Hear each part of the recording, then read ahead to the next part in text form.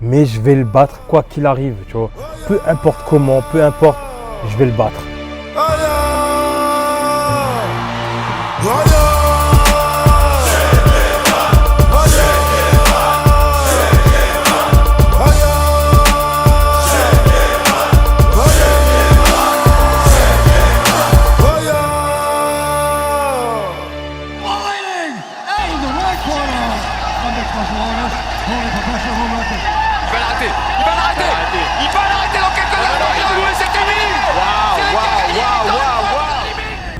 L'ambiance déjà, ambiance de malade, le niveau des mecs en France il était chaud. L'engouement qu'il y avait autour, je pense que c'est un truc qu'on a perdu en France, pour nous les boxeurs. Et franchement ça m'a fait plaisir de voir ça, c'est notre discipline, mais je me dis qu'il y a un espoir pour que la boxe ça redevienne un jour comme ça. Tu vois. En tout cas, respect pour les 3 champions, c'était des cracks. Et tous les autres qui ont boxé bien sûr. Sport de contact, les gens ils veulent voir que ça tape, etc., qu'il y ait de l'engagement. Et c'est ce qu'ils ont eu à Paris, l'UFC Paris c'était la classe, c'est exactement ce qu'il fallait faire en fait. Et nous, c'est exactement ce qu'il faut faire aussi. C'est ça qui attire les gens. Les gens, ils veulent voir, c'est pas méchant à dire ou quoi, mais les gens, ils veulent voir de l'action, ils veulent que ça cogne un peu, tu vois. C'est ce qu'ils veulent voir. Il y a de l'espoir. Ouais, il y a de l'espoir, il y a des gens. Et je suis là aussi.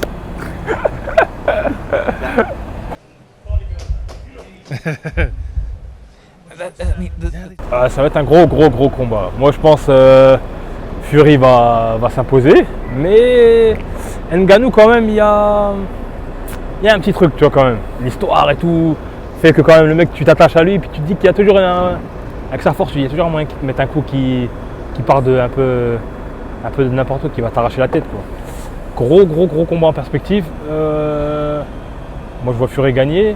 Pour l'histoire, c'est bien aussi, parce que mine de rien, le mec, les deux ont galéré. Fury, il a galéré dans l'alcool, etc., dans les drogues. L'autre, c'était un SDF, etc. Belle histoire, même si genre, il y en a plein qui aiment pas, parce qu'ils disent que c'est pas vraiment un combat de boxe. Moi, en tout cas, je suis pour. Ah là là! Les prochaines victimes! Oh là là! Ouais, lourd, franchement, parce que. Tu l'as vu le combat? Ouais, bah oui, je l'ai vu en live et tout. Gros combat. Les deux des super champions. Alors, rien à dire. Beterbiev, pour moi, le numéro 1 de la KT. Même si avec Bivol, c'est un peu chaud. Petite histoire avec lui, parce que j'aurais dû mettre les gants normalement avec lui en stage chez lui au Canada. C'est pas fait par rapport à des problèmes, on va dire, judiciaires. Gros champion.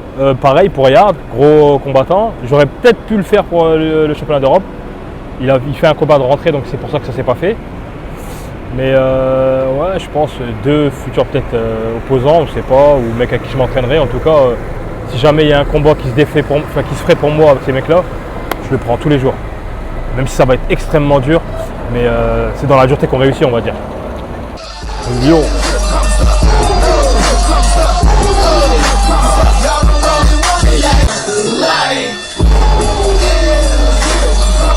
Elle a fait cher.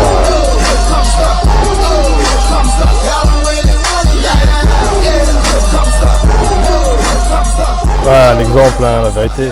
Un exemple, mon frérot, un grand exemple d'abnégation. Il se donne tout le temps. Là, je sais plus quel âge il a. 45. Non, c'est un ancien, mais il est là, tu vois ce que je veux dire. Il lâche pas. Il est plus jeune que nous, alors que moi j'ai 32 ans, tu vois. Le mec, il est déter. Il sait ce qu'il veut. Il a su comment faire pour arriver au niveau et tout. Et là, il y est, alors qu'au début, je pense pas qu'il y en a plein qui ont misé sur lui. Et là, regarde, il est là et tous les autres, ils sont plus là. Ouais, le fait qu'il aille à l'étranger, qu'il fasse un gros combat face à une vedette locale, champion olympique, grosse équipe, Eddie Hearn, Joshua qui est là en dessous de carte et tout, c'est costaud et ça prouve qu'il a toujours été à ce niveau-là. Et tu vois, il a prouvé au monde entier. Donc, pour le respect, pour moi, très grand respect, très grand homme, avec un grand H. Ouais, salut Dan. Déjà, dans un premier temps, force à toi pour ton prochain combat. En ce moment, je te vois t'entraîner, donc tu fais une grosse préparation et puis j'espère que ça va bien se passer. Et en tout cas, comme à chaque habitude, je suis de tout cœur avec toi et le DCOP aussi. Donc j'avais une petite question aussi. Je voulais savoir si tu aurais l'opportunité, quel boxeur aimerais-tu boxer? Boxeur mondialement connu ou soit classé dans les rangs européens ou boxeur français, voilà, sur quel boxeur tu t'orienterais si tu avais la possibilité? Allez, force à toi, à bientôt. un mec qui est classé dans les top 10 mondial, top 15, je sais pas. Mais un mec de ce niveau-là, quoi. Pas regresser et battre un mec vite fait comme ça, quoi. Battre un top mondial, et comme j'ai toujours dit, je me suis pas caché, pas d'arrogance, rien du tout. Mais mon but, c'est d'avoir ma revanche face à Buatsi aussi, tu vois. Ça, c'est dans un coin de ma tête. Après, il faut que moi je monte pour que même si lui continue à monter, que j'arrive derrière ses talons et que les gens disent, bah, en fait, il faut que tu le fasses parce que la dernière fois, tu l'as fait, mais c'était il y a X temps, il y a des raisons, etc. On va pas les expliquer maintenant, mais il faut le faire maintenant, en fait, le combat.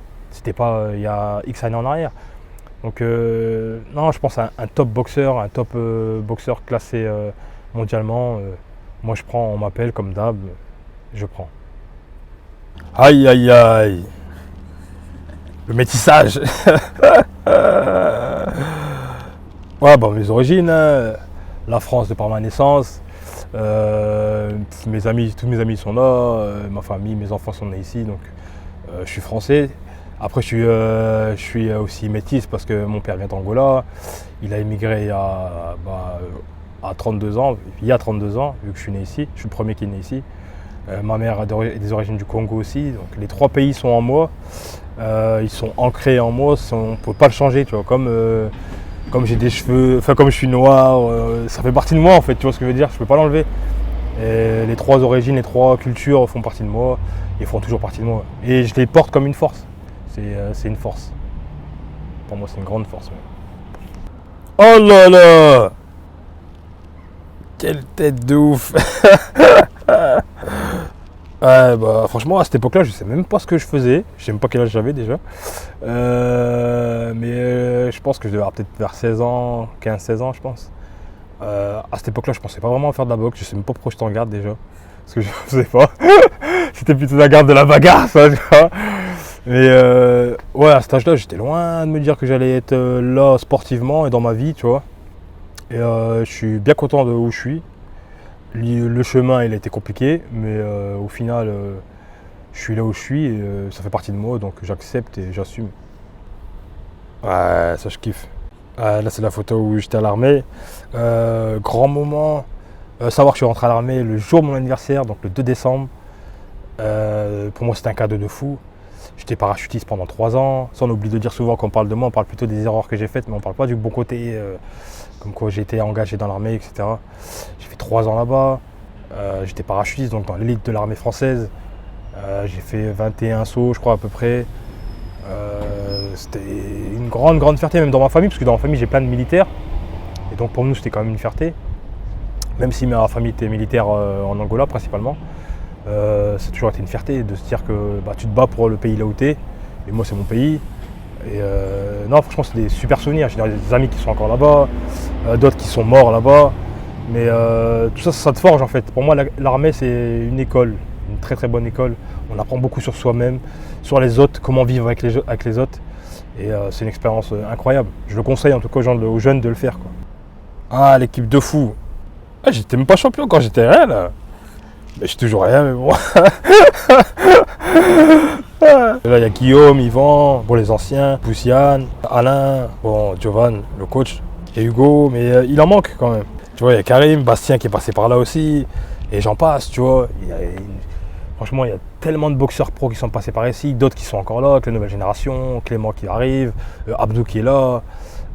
Franchement, on a une super école. Jovan a réussi à mettre en place un vrai noyau autour du PCOP, à créer une bonne ambiance.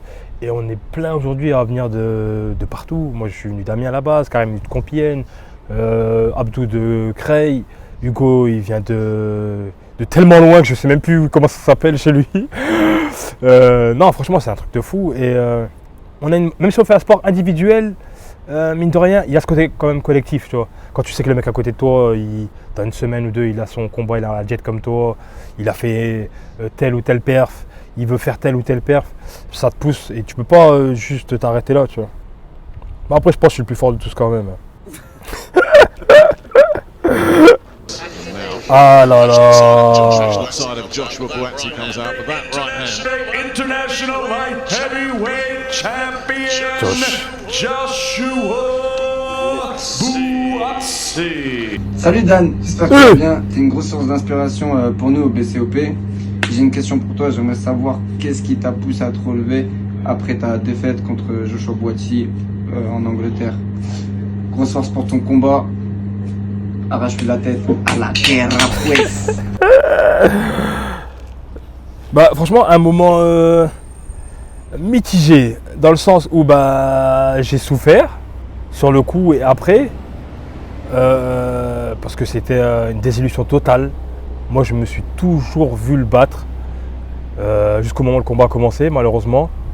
Après il y avait quand même un écart de niveau avec le recul. Parce que sur le coup on ne se rend pas compte des choses, mais avec le recul on voit bien, on a le feedback, on se dit qu'on voit mieux les choses, on voit mieux ce qui s'est passé. Donc je me dis que ouais, sur le coup je suis parti là-bas un peu trop tôt, etc. Mais honnêtement à aucun moment je me suis dit qu'il allait me battre. Je me voyais vraiment avec les capacités pour le battre. Je me vois toujours avec les capacités pour le battre. Je continue à travailler pour pouvoir le recroiser et pouvoir le battre, montrer au niveau auquel je suis, auquel je pensais que j'étais à ce moment-là. Après, ouais, comme j'aime à le dire souvent, tu vois, il faut tomber pour bien se relever, tu vois. Peut-être j'ai eu besoin de tomber à ce moment-là pour devenir ce que je suis maintenant, enfin pour libérer ce que je suis maintenant, je veux dire, parce qu'en fait j'ai toujours été comme ça, mais là maintenant je commence à le libérer. Bonne expérience, mais à la fois douloureuse. Et pour répondre à Clément, ce qu'il dit, ce qui m'a forcé à me relever, c'est en fait j'avais pas le choix. Limite j'avais pas le choix. Je suis comme ça, je me suis jamais laissé aller et tout, donc j'ai toujours été un combattant et je vais continuer à combattre. Et je pense que je vais avoir ma revanche.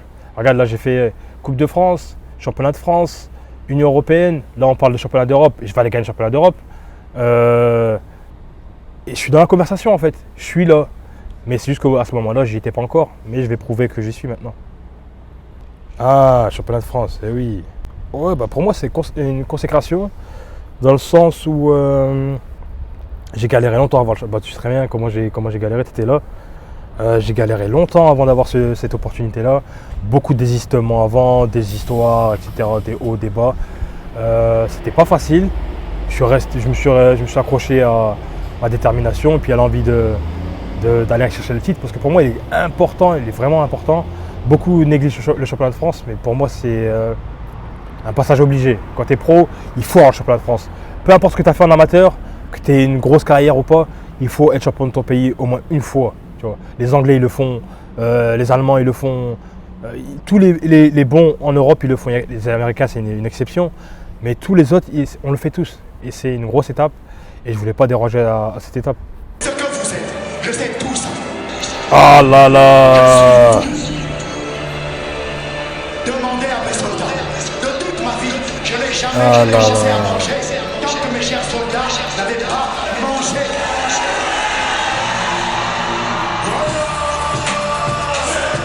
Ah là là, ils sont pas prêts le 4 novembre. Ah là là. Ah, ils sont pas prêts. Je me dis à ce moment-là quand je monte sur le ring, quand je suis derrière le rideau et que je pense à y aller, je vois un petit peu à travers le rideau les gens et tout. Je vois une salle blindée. Je suis en Allemagne, loin de chez moi, mais vraiment loin de chez moi.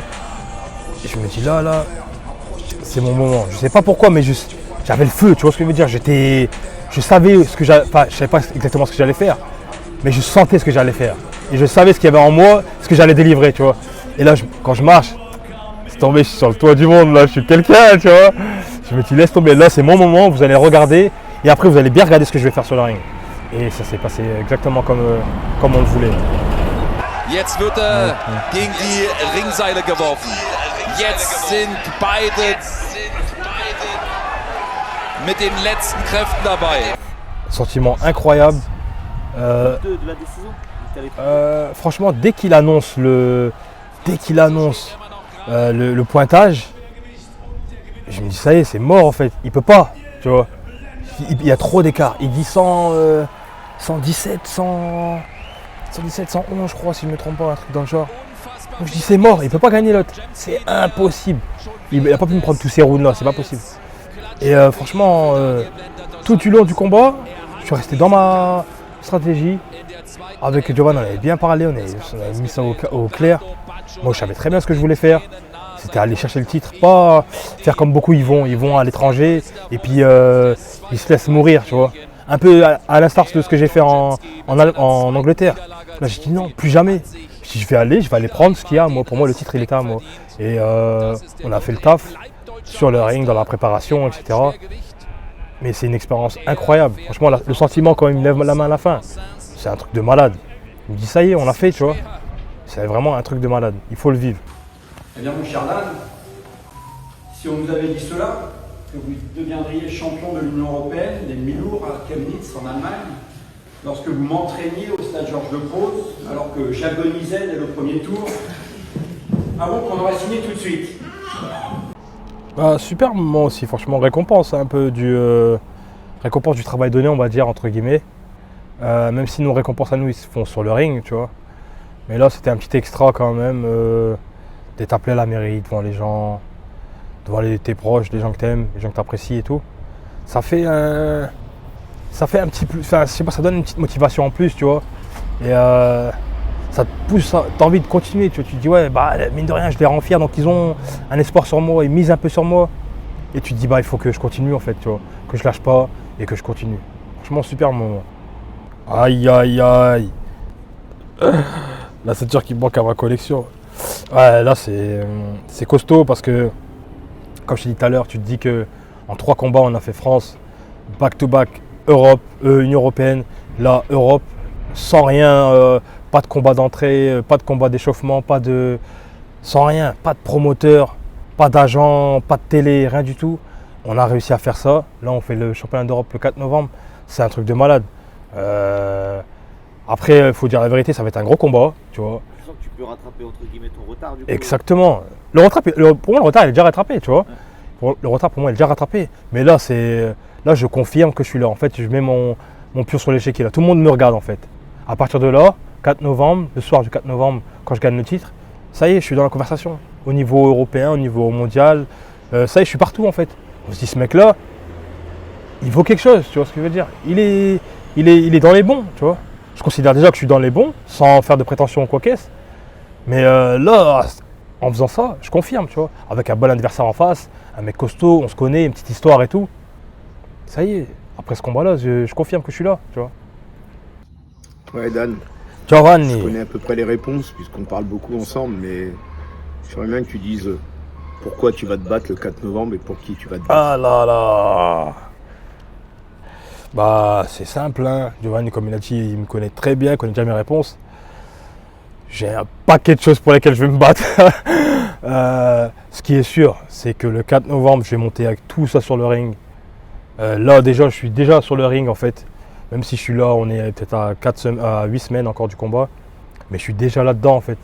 J'ai déjà commencé à être dedans depuis un moment. Je suis déjà là-dedans. L'adversaire, tous les jours, je me bats avec lui. Quand le matin, je me lève, je le vois. Quand je vais manger, je le vois. Quand je vais dormir, je le vois. Quand je vais à la salle, je le vois.